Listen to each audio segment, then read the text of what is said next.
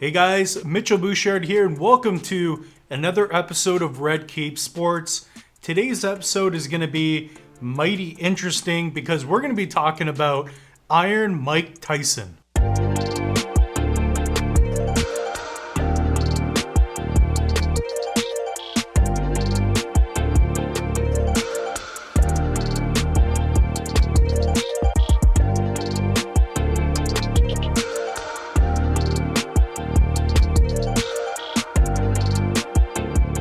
Before we get started, don't be afraid to smash that like button. Also, comment below and let us know what else you would like to see in the near future. It's pretty nice to be back here in the studio hosting a couple episodes because Bird is fishing and we don't know where he's at. So maybe Bird will come back in a week or two. Maybe it'll be nice to not have him around for a while.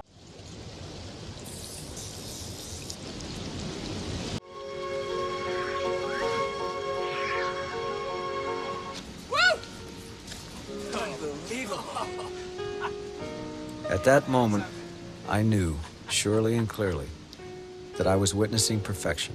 I know he's drinking a lot of Tim Hortons, and for whatever reason, he's gone fly fishing, so it's been kind of interesting. So I'm going to give some reasons as to why I think he is undervalued. There are actually a lot more reasons why he is undervalued than not. I've been looking at this as objectively as possible. I am a fan of Mike Tyson, and I am purchasing these cards. I'm not telling you to get any of these cards. This is just what I'm doing, and I just want to get you thinking about the opportunities that may be here if you're looking to pick up some cards. But again, we are not telling you to buy any of these cards. This is just what I'm doing, and this is my own personal assessment. Mike Tyson is a world-renowned, legendary boxer. He is known for being scary. He is known for his power, his speed, his athleticism. There is so much to unpack with Mike Tyson. He is arguably one of the most interesting athletes that we've seen in our time. Mike Tyson was a big-time boxer throughout the 80s and 90s. He's been to jail. He's been to prison. He has knocked out several guys in the first round. He has given away cars. Because you see him in a club and he sees some girls and be like, "Hi, how you doing? You like BMWs?" The girls be like, "What? Do you like BMW? You like cars? You like BMWs?" And crazy, he'd take the girls out and go get a BMW. He has lost millions of dollars. He's gone bankrupt. He has bitten off people's ears. I mean, he was that crazy. Could you imagine that? Being in the ring and somebody bites your ear off, literally? Mike Tyson is a legend. One thing that's still impressive about Mike Tyson today is that he is the youngest heavyweight boxing champion of all time. And we're going to get into it later, but he may even be the oldest as well. Mike Tyson had a rough childhood. He was eventually adopted by a gentleman called Cus D'Amato. Cus D'Amato is a legend. The thing with Mike Tyson, and it's going to be my first point, is the story. Story is so important. One thing that you may not even think about on a conscious level, but more of an unconscious level, is going to be the story. When you think of Mike Tyson, you think about boxing. You think about the ferociousness. You think about the knockout power. Somebody who is ferocious. Somebody who has the lisp. And all of this is just growing. The story is key, and Mike Tyson does not fall short of having an incredible story to go along with the branding of his name and him as an athlete, along with not only his credentials as a fighter. He is obviously extremely talented, having gone 58 fights, going 50-8, but also has 44 knockouts. So again, number two to go with the story is he is a legend. Already at 54 years old at the time of this video, Mike Tyson is simply a legend. He's running his own podcast.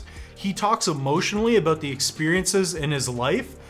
All this is just growing and amplifying. The legendary aspect is huge. Mike Tyson is going to be remembered for years to come. 20, 30 years from now, depending on how far technology takes us. If the market is hot and if boxing is around, Mike Tyson is going to be a name that people just look up to. So another thing to go along with the legendary aspect is the comeback. For those of you that don't know, Mike Tyson had a huge rise in the 80s and 90s, making millions of dollars, but he had some fallbacks. He was always addicted to alcohol. He would have a lot of personal issues that were amplified because he was so popular.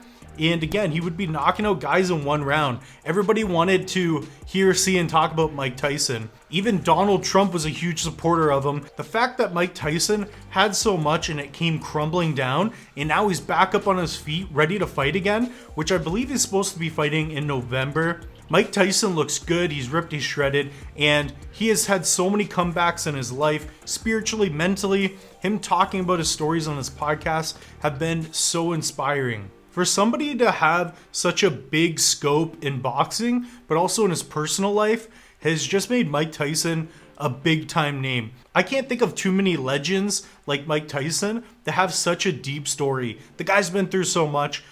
He lost his 4-year-old daughter at one point in his life, and the guy has just seen so much. There is so much that has happened in Mike's life that you could almost see this coming. Supposedly, there is a feature film in the works. I believe it's going to happen. Jamie Foxx seems like the perfect cast. And one area that I understand even more than sports cards is going to be filmmaking and video production.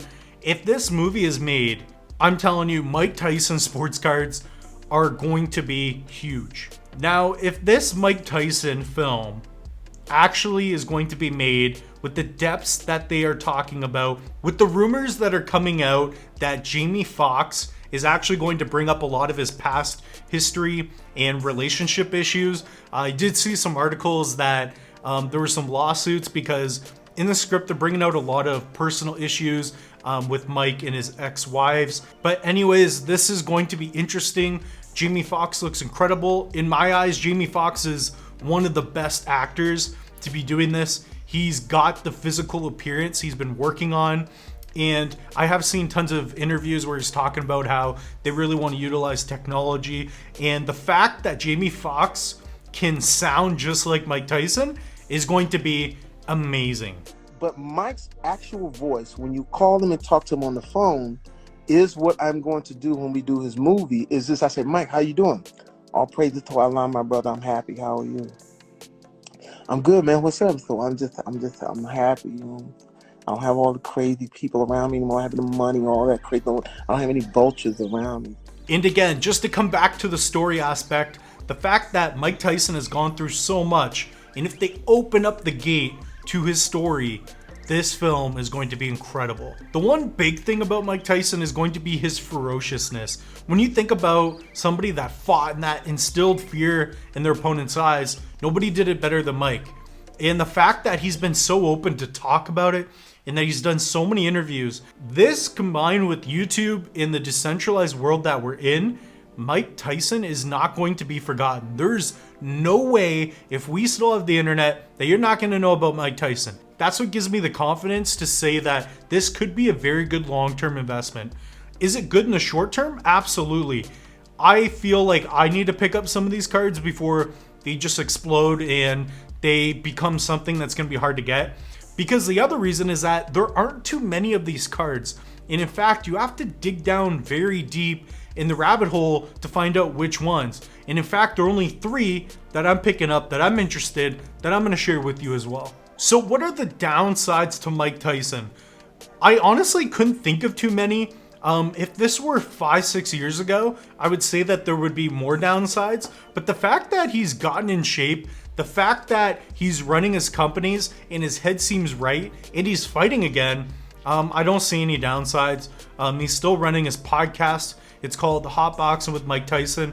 I suggest you check out some of the episodes. You'll really get a good grasp as to who he was. And some of the stories are just preposterous. They're ridiculous and quite exciting. He talks about his career, but also just his way of life and thinking and how he just wants to give back to the world. And that's a big part of who he is. And it's going to amplify the reputation of who Mike Tyson is for an investment. So what are the cards to get? So first of all, when you look at cards from the 80s and 90s, and especially a lot older than that, a lot of these are just pictures. They're not your typical card that you'll just pull from a pack. So for instance, one of his popular cards is from a BBC board game, and they're very hard to find. I suggest eBay for all of these cards. It's the 1987 A Question of Sport BBC board game card. In fact, I have one being graded right now. I want to see kind of how it goes and to see if it's worth grading this other one.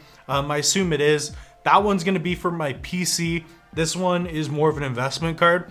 I kind of want to try it out. I have 2 of these cards. I don't know if I'm going to pick up too many more because the prices are already starting to go up. A lot of new cards will say rookie, rated rookie. They'll have a little RC logo on them.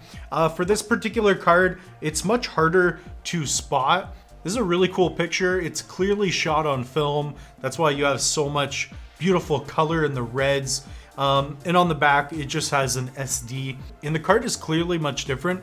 It's very flimsy. But again, this one I thought had pretty good centering, and I picked it up for a couple $100. That's what you can expect raw for a card like this. If you do want to go the PSA route, I've been finding that a PSA 7 to 8 is going to run you about 200 to 500 CAD. And then if you're looking for PSA 9, I've seen them as high as $1,600 sold on eBay today. In the second card I like, again, these are some of his first cards, is going to be the 1986 Panini Super Sport. This card at a PSA 8 was sold for over $6,000 Canadian. It's a beautiful card. It shows a little bit who he is, kind of the musculature of who he is.